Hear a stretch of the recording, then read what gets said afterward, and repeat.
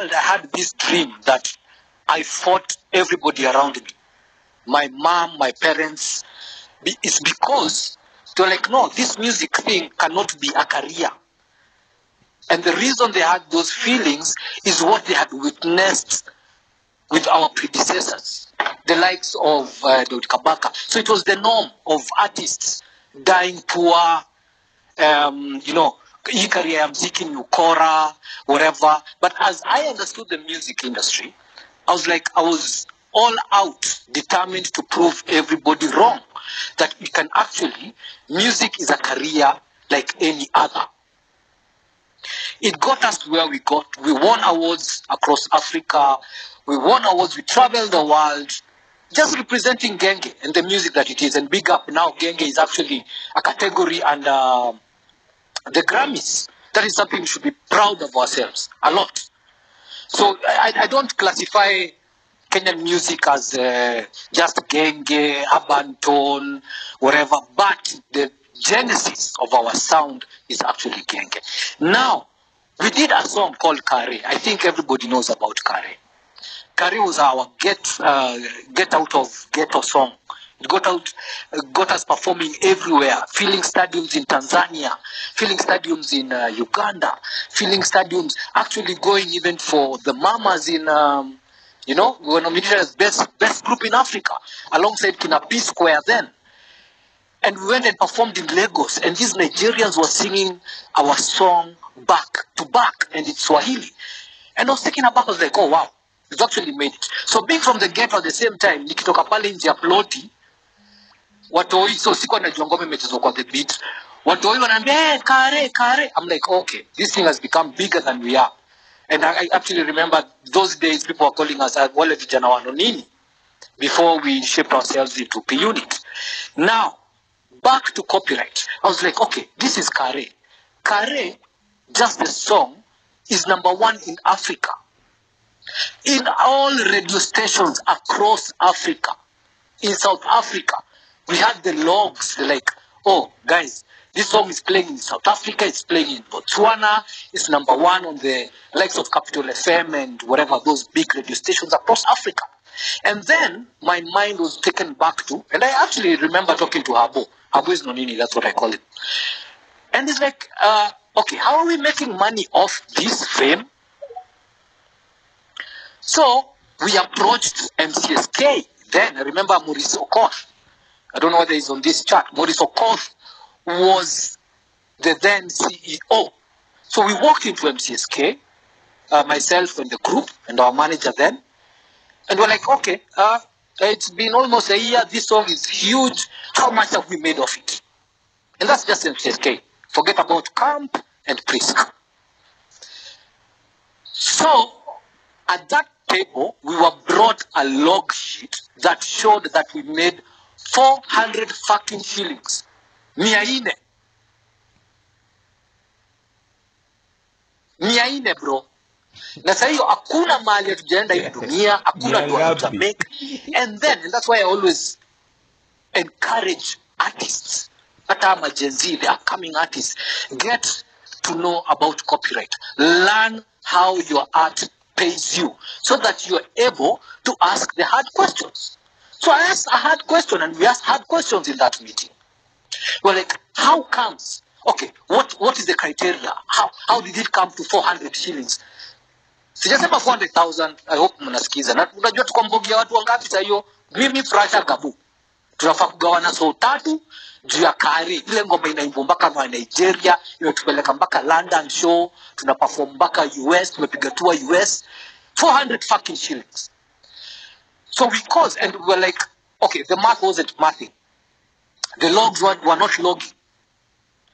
And now I took a keen interest on how this system works and how we get paid.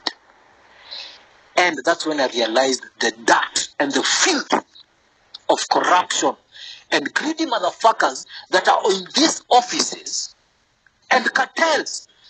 Habo, I don't think this is the time to shy away from calling out names.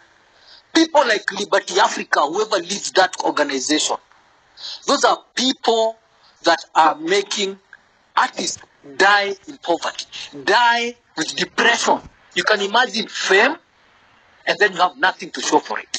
Some of us had to invest in other businesses.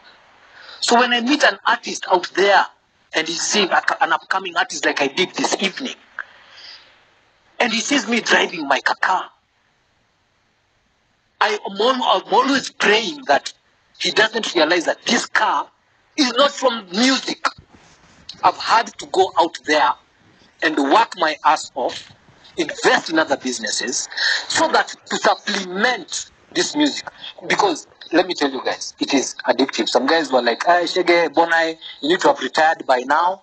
And I was like, you know what? I think it's too late to retire because sasa utaanza kupata depression, hauna way out ya ku-release mambo zako, ma-pressure. So that's why I'm actively running the small records and bringing up and investing in these artists. Now, from that meeting with MCSK, and when we asked the hard questions, 2 weeks later, we were called in and we were paid 300,000 Kenya shillings. This is without logs, it's just from nowhere. So my quick math told me, kila mtu amepewa so, mtulize hizi yeke mkonazo, hii kelele mkonayo, itulie. Now, if somebody is willing to have 300K, there's just 300K lying around. Now, imagine how much more they've kept to themselves. And I'm talking about the organization, I'm not talking about Morris. So now we started pushing these people, and we realized at some point that while we were signing on to MCSK, we were made blindly to sign our mechanical rights away. And I was like, okay guys, please educate yourself. If you're on this forum and you're a musician, please educate yourself about your rights and copyright in general, please. Find there's knowledge, there's the information everywhere. We are online. Go, Google, visit these offices, become a member. Because huwezi piga kelele kama wewe si member. Hata kama ukiwa member, upige kelele unavile unafanya mtukano nini wanakudiregister, which is, it is illegal. Such things are illegal. So my point is, now we've been paid 300,000. Okay, we chill, and then we realize later, Allah, these guys are still selling our mechanic. They still have our mechanical rights. So we wrote to MCSK, and we withdrew all our mechanical rights from MCSK. If you've signed anything with MCSK, just check whether you've signed your mechanical rights with them. Withdraw that shit. Again, we went ahead, withdrew. There are so many, I like to call them, cartel, watu wa cartel, hapa katikati ya cartel, brokers, who eat where they've not, who reap where they've not sowed. And it's become the norm for decades. Poxy Pressure died fighting for the same thing. Being government. Taking law into his own hands to fight for his rights. Let's never forget that. Rest in peace, Poxy. Now, going forward, there's this heat that is burning everybody's tanye in government. If you are in an industry and you are knowledgeable about your industry, and you know the offices where the wrongs are being done, where people are stealing your money, it's time, with this revolution, it's time for you to rise. Walk into those offices, ask questions, occupy those offices. Become leaders in those offices, take it up. Push these guys away. Mambo tukianza kuongea mambo hata ya ghost artists, because these guys are so organized, yeah? It's a cartel. You go to an AGM, there's a meeting, you want to vote, you find like they've actually, there's a time I tried running for a priest position, and the dirt, the filth, the corruption that is even involved in those elections, people are bribed. People are bribed to actually support a candidate, because from there, so these people, there are a lot of ghost musicians. They are ghost workers, if I want to call them that.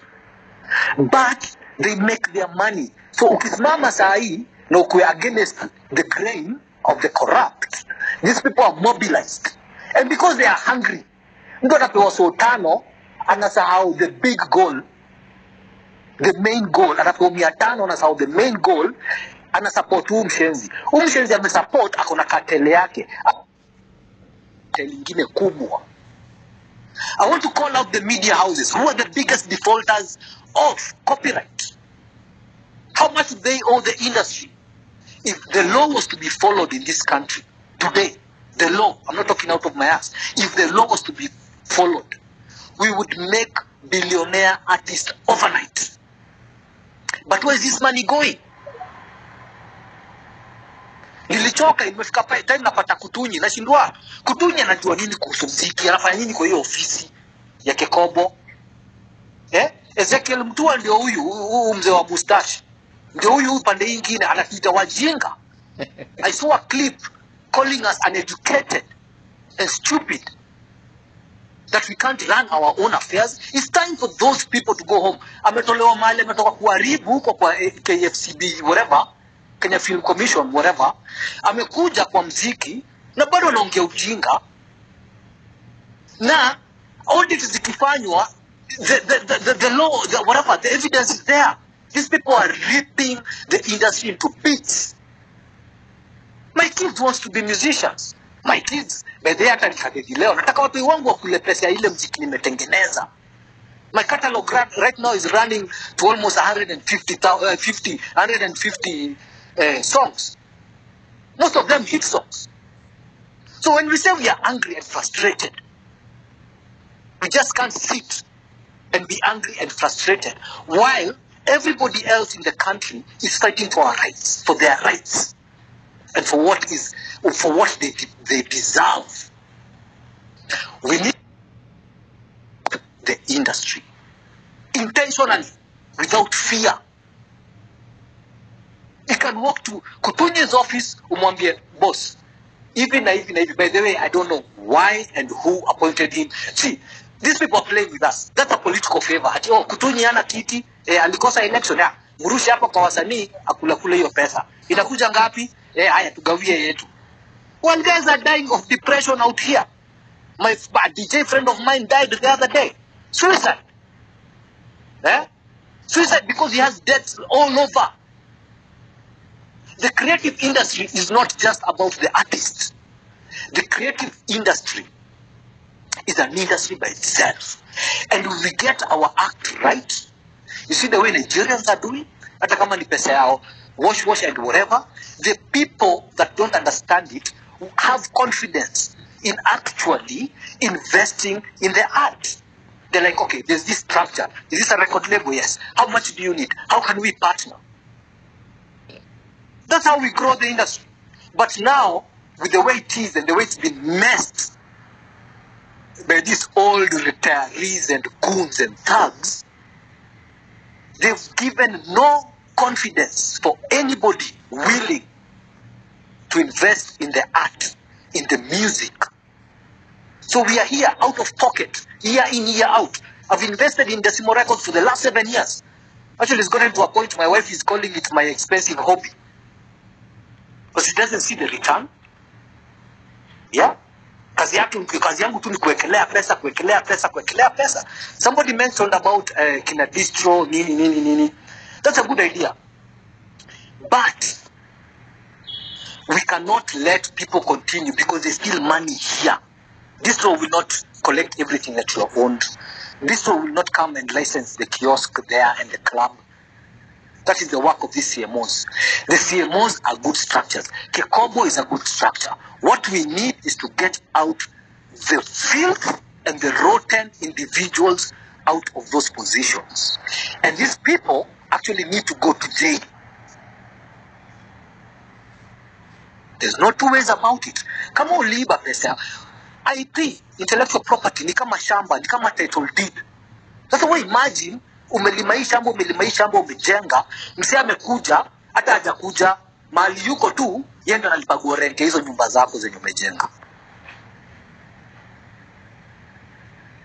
We can't continue like that. We cannot afford to keep quiet.